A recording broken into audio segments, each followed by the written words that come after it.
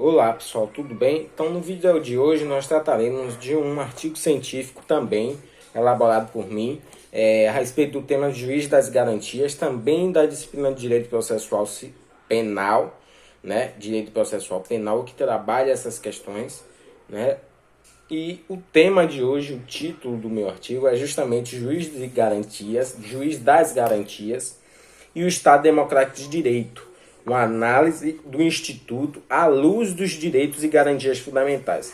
Então, sempre nessa perspectiva de trabalhar os direitos constitucionais de garantia, né? Trabalhar os princípios constitucionais em conformidade, né? Em diálogo com os princípios processuais penais, né?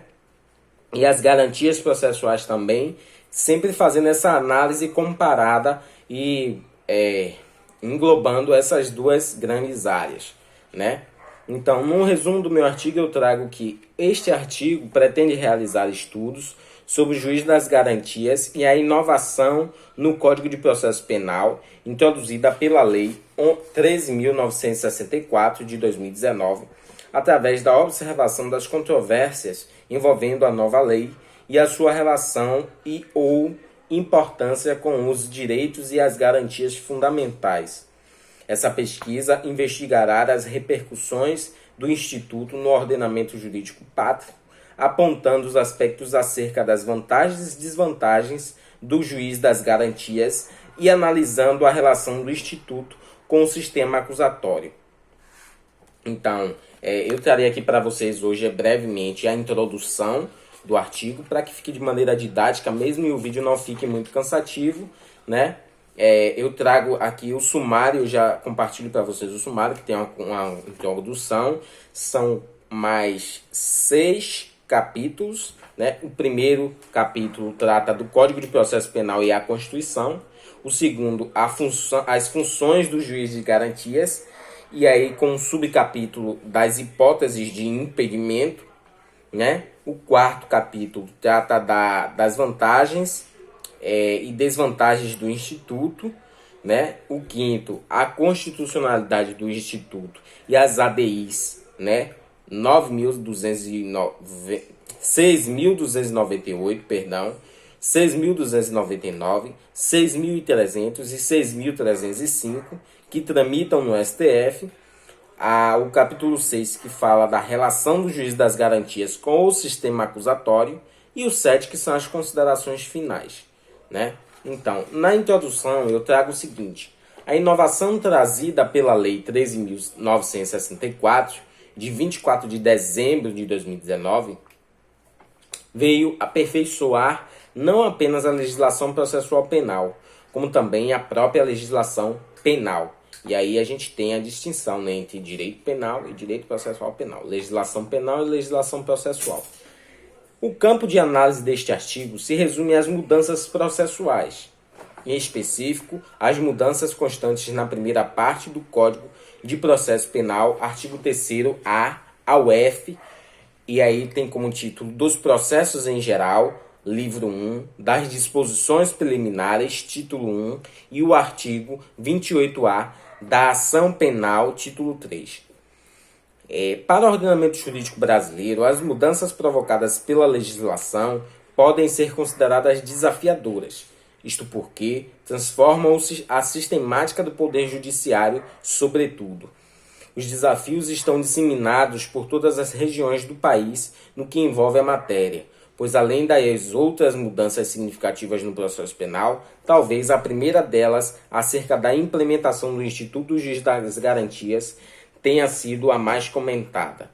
A razão disto é o fato do Instituto alterar substancialmente a atuação e o limite das atribuições do juiz na fase processual.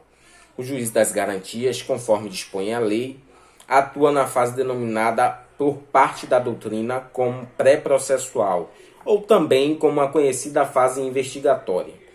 O ponto focal da discussão se encontra nessa área, sendo que parte da doutrina de membros do Poder Judiciário e instituições correlacionadas ao Judiciário afirmam que a aprovação do juiz de garantias é um avanço ao Estado Democrático de Direito e que a legislação é de grande importância. Por outro lado, ainda nestes setores, outra parte critica de maneira contundente o Instituto, levantando a sua inviabilidade do ponto de vista prático, por razões que serão exploradas no decorrer desta pesquisa.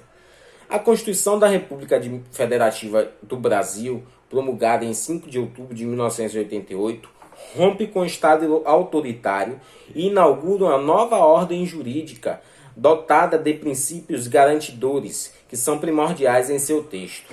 Nesta perspectiva, a Constituição mantém o Código de Processo Penal de 1941, mesmo com as diversas alterações necessárias para a adaptação da legislação ao novo modelo de Estado que sucedeu em 1988.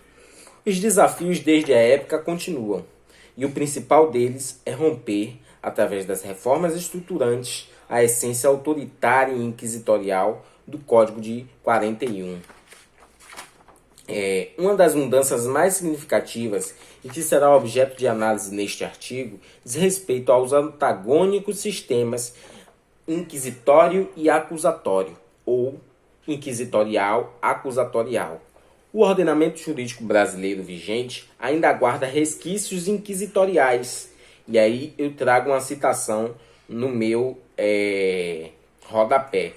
No entanto, avanços legislativos relevantes surgem após a Constituição com o objetivo de superar os arbítrios e tornar o processo penal mais democrático e garantidor.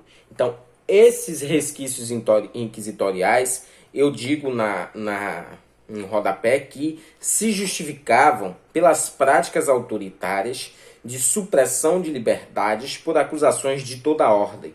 A sistemática processual para punir o indivíduo não permitia que esse se defendesse das acusações, pois as funções de acusar e julgar se concentravam em apenas um único poder. Tudo isto representava arbítrio e autoritarismo. No próximo vídeo nós veremos o segundo capítulo deste artigo, que vai tratar do Código de Processo Penal e da Constituição. Um abraço e até a próxima.